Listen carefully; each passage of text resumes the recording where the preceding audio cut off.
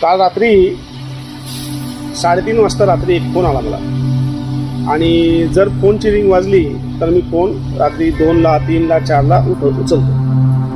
आणि जर खरोखर महत्त्वाचं काय असेल, गाडी बंद पडली असेल, तर मी जाण्याचा प्रयत्न करतो. जसं जर कोणाचा रेडिएटर फुटला असेल तर मला माहिती असते की रात्री रेडिएटरचं काम होत नाही, रेडिएटर आणल्याशिवाय काही पर्याय नसतो. त्यांना मी सांगतो, मग तुम्ही हॉटेल करा, झोपा, सकाळी गाडी घेऊन या, रेडिएटर मागूया, बसून देऊया. म्हणजे बघतो एकंदर काय परिस्थिती होते ती.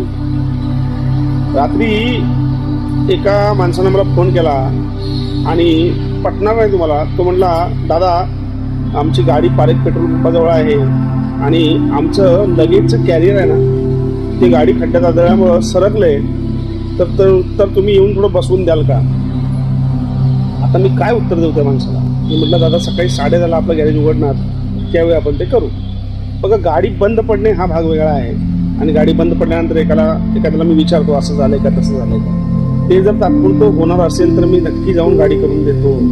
पण जर अशी कॅरियर वेळ तुटली तर मी 3:30ला जाऊन काय करणार त्यासोबत. त्यांना मी सांगितलं, तुमचं लगेच तुम्ही काढा, गाडीच्या आत ठेवा. नाही, माणसं भरपूर आहे.